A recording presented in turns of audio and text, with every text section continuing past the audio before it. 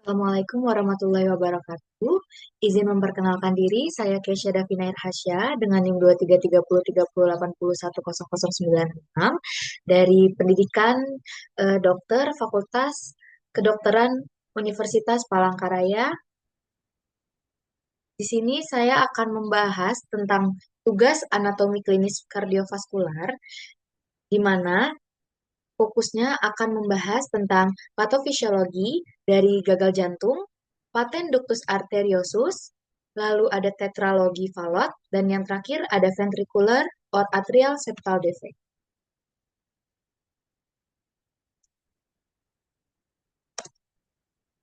Pembahasan yang pertama yaitu adalah gagal jantung.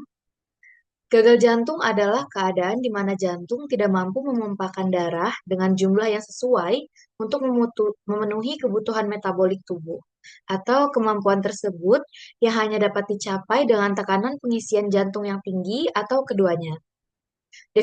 Definisi lain dari gagal jantung ini sendiri yaitu sindroma kompleks sebagai akibat dari kelainan jantung secara fungsional maupun struktural yang mengganggu kemampuan jantung sebagai pompa untuk mendukung sirkulasi fisiologis. Sindroma dari gagal jantung ini dicirikan oleh gejala-gejala seperti mudah lelah dan sesak nafas, lalu tanda-tanda seperti retensi cairan.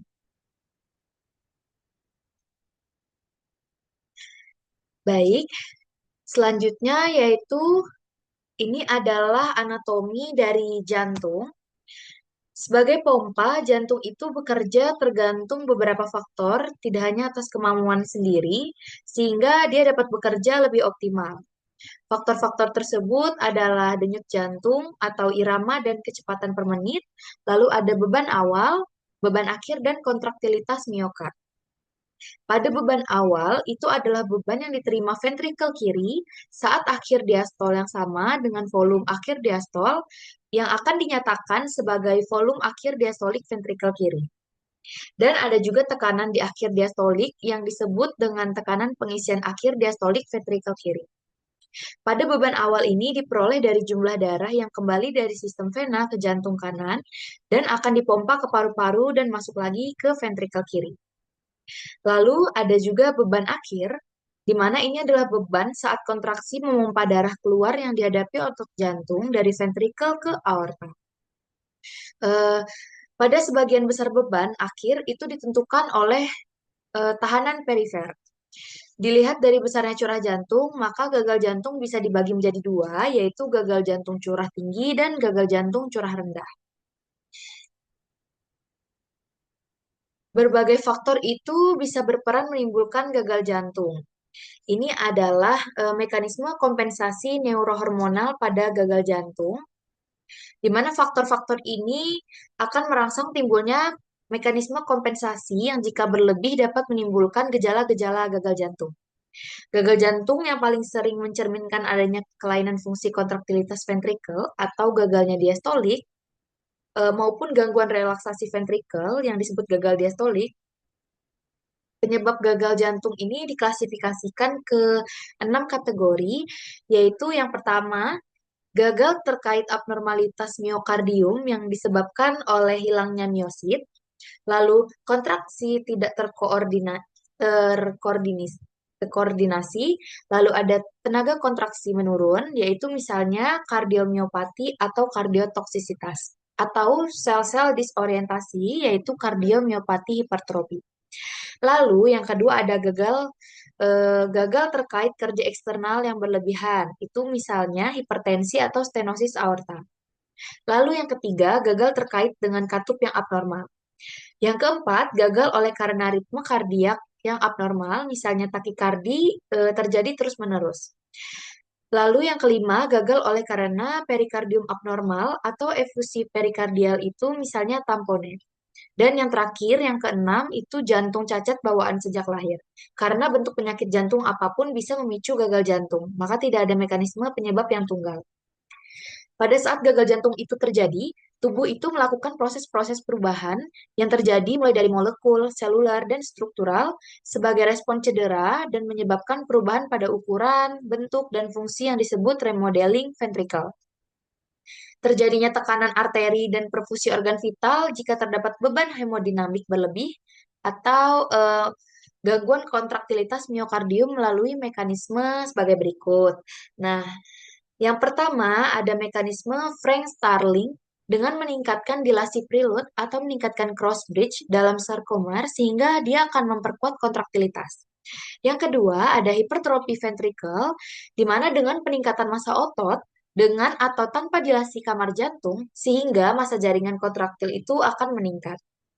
Lalu yang ketiga ada aktivitas neurohormonal, terutama pelepasan norepinefrin yang akan meningkatkan kontraktilitas miokardium, frekuensi denyut jantung, dan resistensi vaskular. Ada juga aktivasi pada sistem renin-angiotensin aldosteron dan juga pelepasan atrial natriuretic peptide atau singkatannya itu ANP.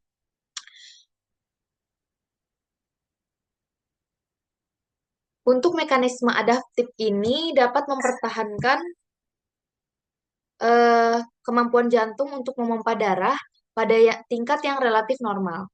Tetapi hanya untuk sementara, karena perubahan patologik lebih lanjut itu seperti perubahan sitoskeletal, apoptosis, sintesis, dan remodeling matriks ekstraseluler, terutama pada kolagen, juga dapat timbul dan menyebabkan gangguan fungsional dan struktural.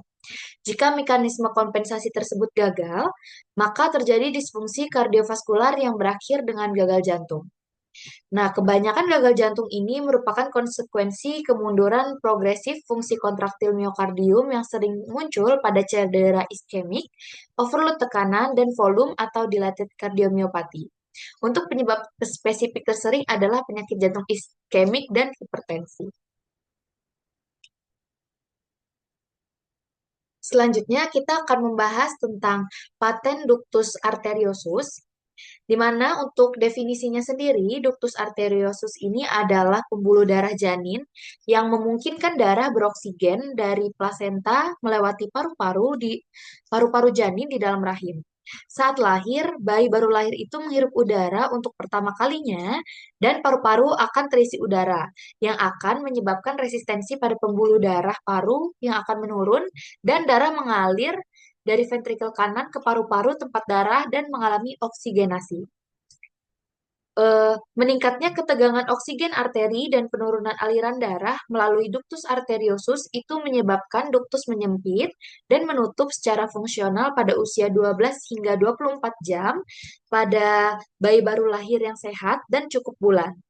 Dengan penutupan permanen atau anatomi yang terjadi dalam waktu 2 hingga 3 minggu, di mana pada bayi prematur juga ductus arteriosus ini tidak menutup dengan cepat dan memungkinkan memerlukan penutupan farmakologis atau pembedahan untuk mengatasi dampak yang tidak diinginkan. Selama masa janin, ductus ini merupakan suatu struktur yang normal yang memungkinkan darah meninggalkan ventrikel kanan, melewati sirkulasi paru-paru, dan memasuki aorta descendens. Kurang dari 10% darah itu memasuki sirkulasi paru-paru, di mana setelah janin lahir, ductus akan menutup dalam waktu 24 hingga 48 jam. Ductus merupakan sisa lengkung aorta ke-6 distal dan menghubungkan aorta descendens proksimal ke arteri paru-paru utama. Ductus dapat ditemukan tepat di posterior lengkung aorta, tempat ia memasuki arteri paru-paru anterior. Ductus ini memiliki bentuk kerucut yang besar di ujung aorta dan sempit di ujung paru-paru. Namun bentuk, ukuran, dan panjang ductus ini sendiri sangat bervariasi. Eh, Lalu ini adalah gambaran normal yang normal dan paten ductus arteriosus. Lalu pada paten ductus arteriosus ini selama masa janin tekanan oksigen rendah dan sistem pembuluh darah paru itu tidak berfungsi. Ditambah dengan kadar prostaglandin yang beredar di plasenta, hal ini membuat ductus tetap paten saat lahir, plasenta dikeluarkan dan dengan demikian sumber prostaglandin yang juga berkurang. Hal ini memungkinkan darah mengalir ke paru-paru tempat prostaglandin yang tersisa dipecah. Selain itu, saat lahir Saat bayi itu mengambil napas pertamanya, tekanan oksigen akan meningkat yang juga menurunkan resistensi pembuluh darah paru. Pada sebagian besar bayi baru lahir yang sehat, duktus akan menutup dalam 12 hingga 24 jam setelah lahir. Hal ini terjadi karena kontraksi otot-otot duktus yang sensitif terhadap oksigen, asetilkolin, bradikinin, dan endotelin. Lalu sementara penutupan fungsional terjadi dalam beberapa jam setelah lahir. Pada penutupan anatomis mungkin memerlukan waktu beberapa minggu. Lalu selama tahap kedua, duktus menjadi berserat dan dengan demikian tidak ada lagi aliran darah yang melewatinya. Sebagian besar bayi mengalami penutupan duktus dalam waktu 2 hingga 3 minggu. Jika duktus tetap paten, setelah 8 minggu duktus tersebut harus ditutup. Penutupan duktus secara spontan sangat terjadi.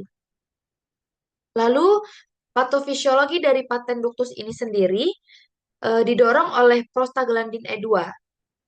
Jika duktus tetap paten, setelah lahir, hal ini terkait dengan edema paru dan perdarahan paru. Lalu enterokolitis necroticans, perdarahan intraventrikular, gagal jantung kongestif, gagal ginjal, dan displasia bronchopulmonalis atau BPD. PDA ini dapat mengakibatkan darah mengalir dari aorta descendens, melintasi ductus arteriosus paten ke dalam sirkulasi paru, kiri ke kanan. Hal ini mengakibatkan edema paru atau yang bisa disebut dengan pencurian dari aorta selama diastol ini membutuhkan peningkatan jurah jantung untuk mengimbanginya. Bayi yang sangat prematur memiliki kemampuan terbatas untuk meningkatkan volume stroke dan dengan demikian menggunakan peningkatan denyut jantung untuk meningkatkan curah jantung. Pada penurunan aliran darah ke tubuh, bagian bawah itu mengakibatkan peningkatan resiko enterokolitis, necroticans, dan gagal ginjal. Besarnya pirau kanan ke kiri itu bergantung pada banyak faktor, tetapi yang paling penting itu adalah rasio resistensi vaskular paru terhadap resistensi vaskular sistemik. Jika PVR rendah dan SVR tinggi, aliran melalui pirau ke paru-paru itu akan tinggi. Hal ini juga akan mengakibatkan lebih banyak darah kembali ke atrium kiri dan ventrikel kiri, yang kemudian mengakibatkan hipertrofi atrium kiri dan ventrikel kiri. Selanjutnya, kita akan membahas tentang tetralogi of Fallot. Untuk definisinya sendiri, cacat jantung bawaan ini terjadi akibat perubahan abnormal pada struktur jantung yang terjadi pada awal kehamilan dan sudah ada sejak lahir. Cacat jantung bawaan ini merupakan cacat lahir yang paling umum yang terjadi pada sekitar 1 dari 125 kelahiran. Tetralogi Fallot itu merupakan cacat umum yang terjadi ketika aliran darah dari jantung ke paru-paru itu terhalang dan menyebabkan kadar oksigen dalam rendah.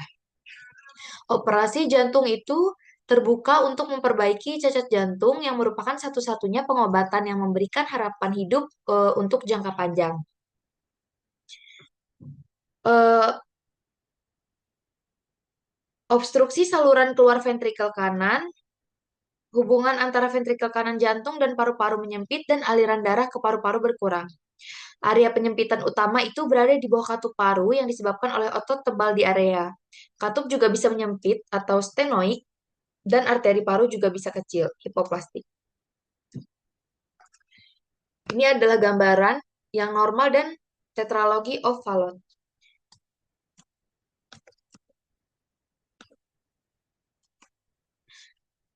Jadi yang kedua itu ada defek septum ventricle, terdapat lubang pada dinding atau septum antara ventrikel kanan dan kiri, yaitu ruang pemompa jantung. Yang ketiga ada overriding aorta, di mana pembuluh darah utama dari jantung ke tubuh, aorta diposisikan lebih ke kanan dari biasanya dan berada di atas defek septum ventricle. Yang keempat ada hipertrofi ventrikel kanan, di mana ventrikel kanan ini lebih berotot daripada biasanya akibat penyumbatan saluran keluar ventrikel kanan dan kebutuhan untuk memompa lebih keras. Untuk tetralogi of Fallot ini sendiri dapat terlihat pada kelainan jantung lainnya, tetapi eh, merata pada anak laki-laki dan perempuan dan pada semua ras juga terjadi. Selanjutnya, kita akan membahas tentang ventricular or atrial septal defect. Pada defek septum atrium atau ASD itu adalah salah satu jenis kelainan jantung bawaan yang paling umum yang terjadi pada sekitar 25% anak-anak, di mana defek septum atrium ini terjadi ketika ada kegagalan untuk menutup komunikasi antara atrium kanan dan kiri. Ini meliputi cacat yang melibatkan membran septum sejati dan cacat lain yang memungkinkan komunikasi antara kedua atrium. Terdapat 5 jenis defek septum atrium, mulai dari yang paling sering hingga yang paling jarang. Yaitu ada foramen oval patent, defek ostium secundum, defek ostium primum, defek sinus venosus, dan defek sinus koroner. Defek septum atrium kecil ini biasanya menutup secara spontan pada masa anak-anak. Cacat besar itu tidak menutup secara spontan yang mungkin memerlukan intervensi perkuatan atau pembedahan untuk mencegah komplikasi lebih lanjut seperti stroke, disritmia, dan hipertensi paru.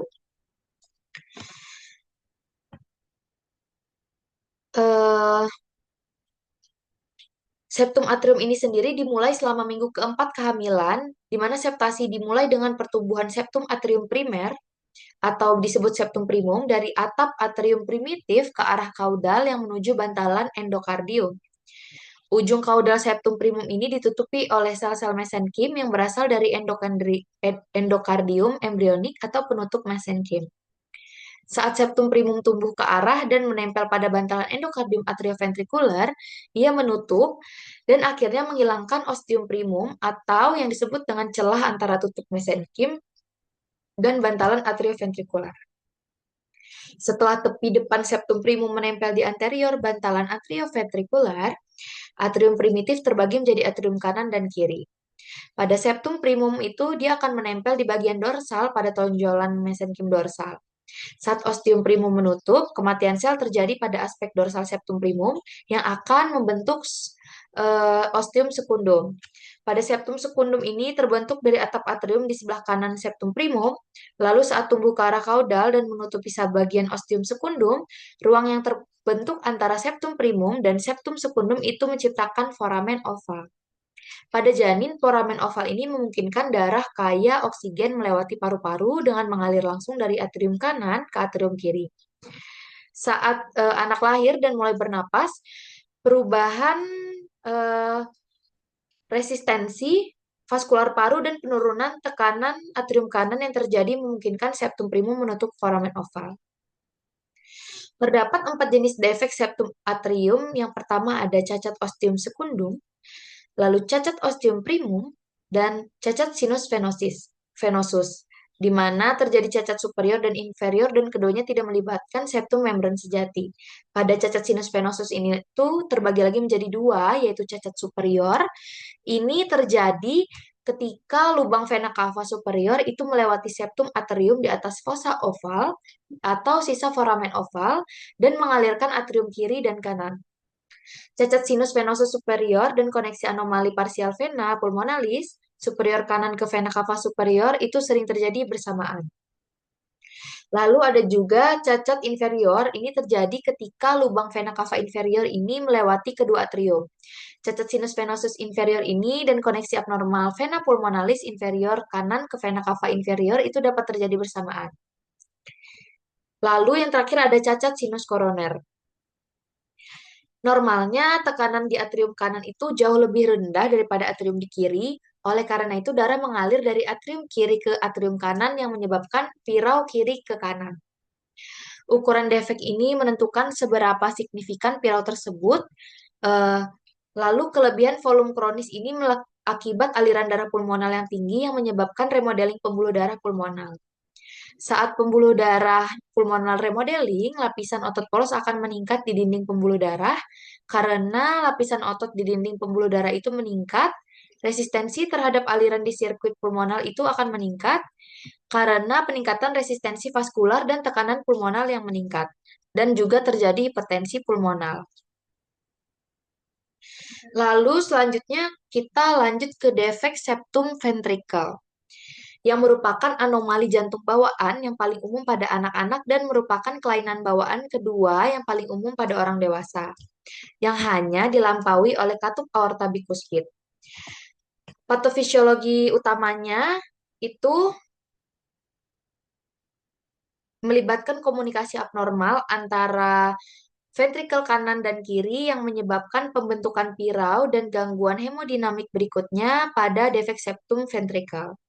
Sementara pada penutupan spontan itu diamati pada banyak kasus defek septum ventrikel, defek besar yang persisten terdapat yang akan mengakibatkan komplikasi yang merugikan. Lalu pada septum interventrikular ini adalah dinding lengkung asimetris yang dibentuk oleh perbedaan tekanan di ruang ventrikel. Lalu septum interventrikular ini sendiri terbagi dari dua bagian yang berbeda, yaitu bagian membran dan bagian otot.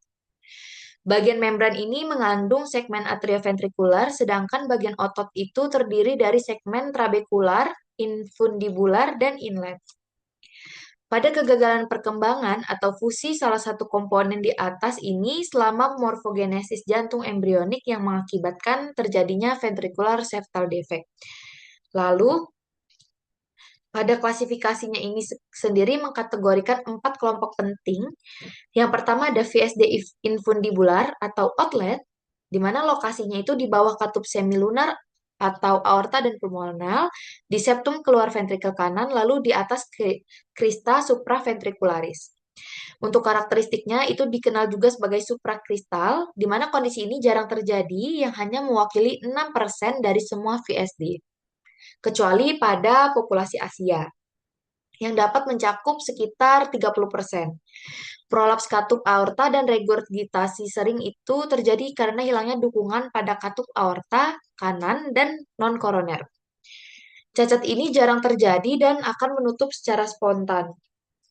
Lalu yang kedua ada VSD perimembranosa, di mana lokasinya ini di septum membranosa inferior terhadap crista supraventricularis. Untuk karakteristiknya itu, ini adalah jenis yang paling umum yang mencakup 80% dari semua VSD. Jenis ini juga dapat melibatkan septum otot dan dapat secara bergantian disebut VSD membran. Pada daun katup trikuspid dapat membantu katong yang dapat mempersempit pirau sehingga mengakibatkan penutupan spontan. Lalu selanjutnya ada VSD kanal atrioventrikular atau inlet, di mana lokasinya itu tepat di bawah katup masuk atau trikuspid dan mitral dalam bagian masuk septum ventrikel kanan. Untuk karakteristiknya sendiri itu mewakili sekitar 8% dari semua VSD dan lebih sering diamati pada pasien dengan sindrom Down. VSD otot atau trabekular itu lokasinya di septum otot yang biasanya di bagian apikal, tengah, dan outlet septum interventrikular. Untuk karakteristiknya sendiri itu VSD ini bisa multiple, menyerupai bentuk keju Swiss yang mewakili hingga 20% VSD pada bayi, di mana insidennya itu lebih rendah pada orang dewasa karena kecenderungan penutupan spontan. Selain keempat jenis yang tadi saya sebutkan, itu terdapat juga kelainan Gerbode yang merupakan jenis kelainan jantung yang berbeda. Lalu untuk mekanisme patofisiologis utama dari ventricular septal defect ini sendiri melibatkan pembuatan virau antara ventrikel kanan dan kiri yang signifikansi VSD dalam hal hemodinamik yang ditentukan oleh jumlah darah yang dialirkan dan arah aliran darah tersebut.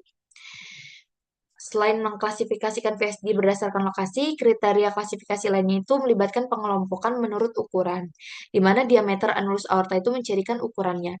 VSD ini dianggap kecil jika dimensinya sama dengan atau kurang dari 25% diameter anulus aorta.